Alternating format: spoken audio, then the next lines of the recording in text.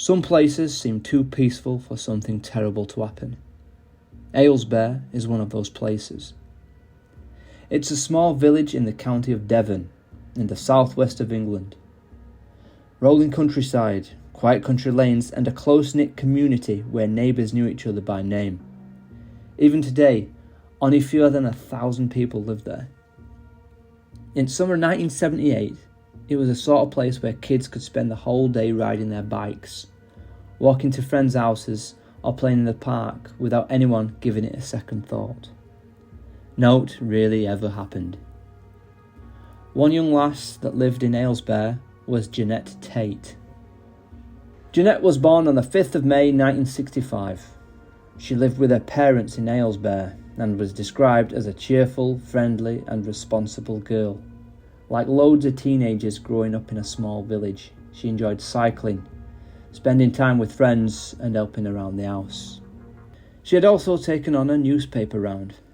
Every Saturday afternoon, she would cycle around the village delivering newspapers to local houses.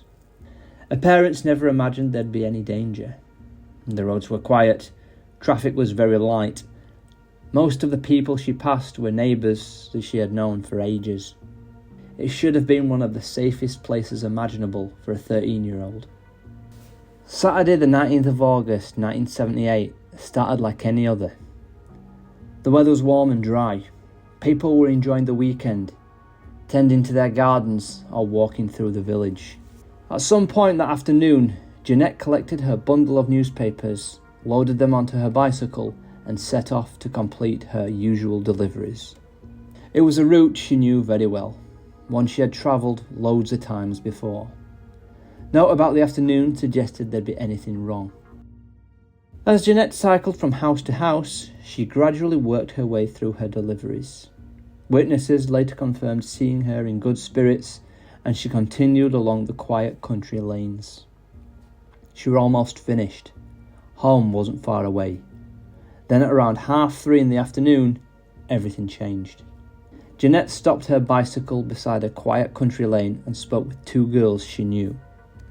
The three girls chatted for a few minutes before saying goodbye. Genette climbed back onto her bike and continued delivering the last few newspapers on her route. Home was less than a mile away, and it should have only took a few minutes, but she never arrived. At first, nobody realised anything was wrong. It wasn't unusual for kids to be out playing during the summer holidays. There was no reason for anyone to panic, but a short time later, something strange was discovered. The two girls who had spoken to Genette earlier were walking along the same country lane when they noticed something lying in the road. It was Genette's bicycle. The newspapers she had been delivering were scattered across the tarmac. Some reports say that the wheels of her bicycle were still spinning, but Genette wasn't there. The girls called out her name, but there was no reply. They searched the nearby hedgerows and ditches, but found nothing. No sign of where she'd gone, no indication of what happened. There was no blood. The bicycle wasn't damaged. It was as though she just completely vanished into thin air. As concern quickly spread through the village, neighbours began looking for the missing 13-year-old. Her parents were contacted. Police were called, and within hours, officers realised they were not searching for a girl who had simply wandered off. Something far more sinister had happened. A child had disappeared in broad daylight, on a quiet country lane, in one of the safest villages in England.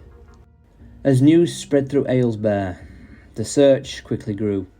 Police officers, local volunteers and neighbours searched every place they could think of.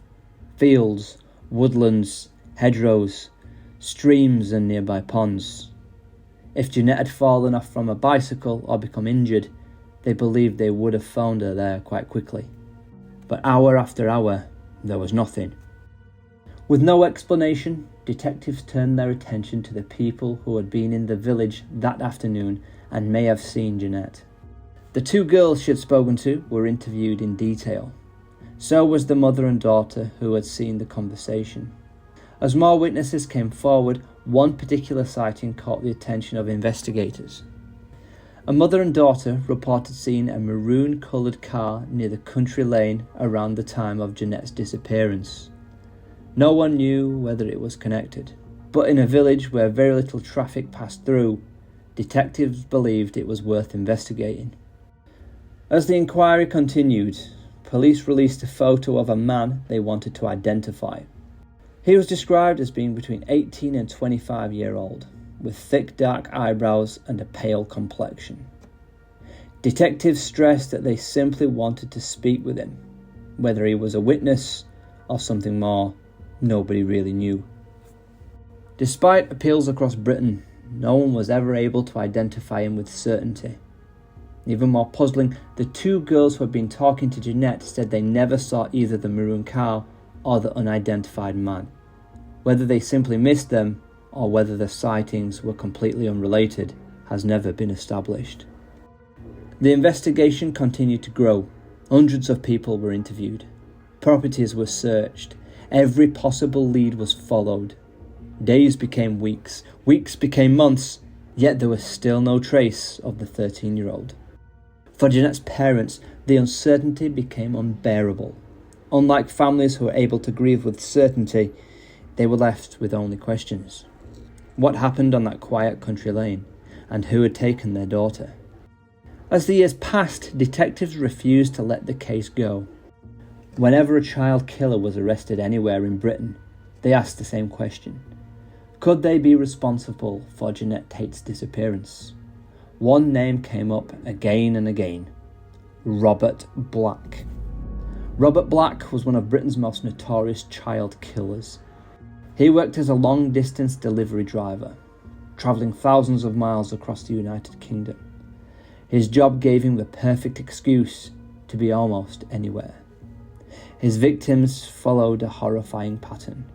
Young girls, usually alone, often walking or cycling, abducted in broad daylight before being driven hundreds of miles away. Several of his victims weren't even found until days or weeks later. I'd be driving along, I'd see a young girl, I'd get out and talk to her and try to persuade her to get into the van and take her somewhere quiet. Mm-hmm. When detectives compared his crimes to Genette's disappearance, the similarities were pretty difficult to ignore. Investigators later questioned Black about Genette's disappearance, but despite years of inquiries, they found no solid evidence linking him to Aylesbeare that day. He denied any involvement and was never charged. Even today, many people still believe he remains the strongest suspect. Another notorious killer whose name surfaced years later was Peter Tobin.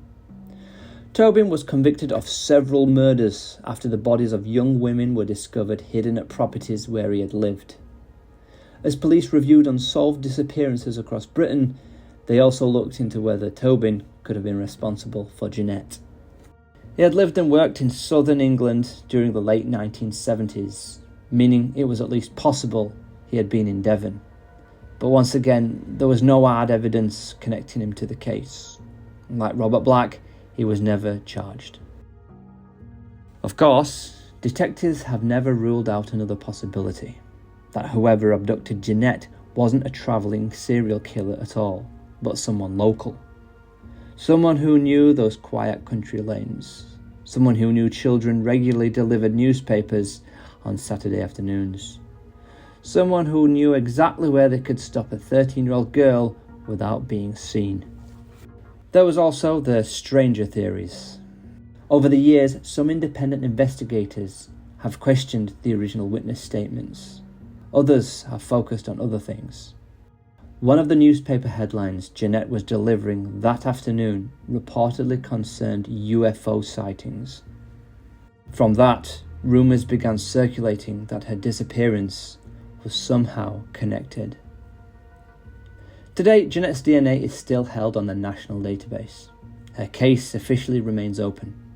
If human remains are ever discovered anywhere in Britain, investigators hope they might finally be able to give her family the answer they've waited nearly half a century to hear. Until then, one ordinary Saturday afternoon in August 1978 remains frozen in time. A 13-year-old girl sets off to deliver newspapers. She stops and chats with friends. She gets back on her bike, and moments later, she disappears forever. Someone, somewhere, knows exactly what happened to Genette Tate. The only question is, will the truth ever be found? Okay, that's all for today.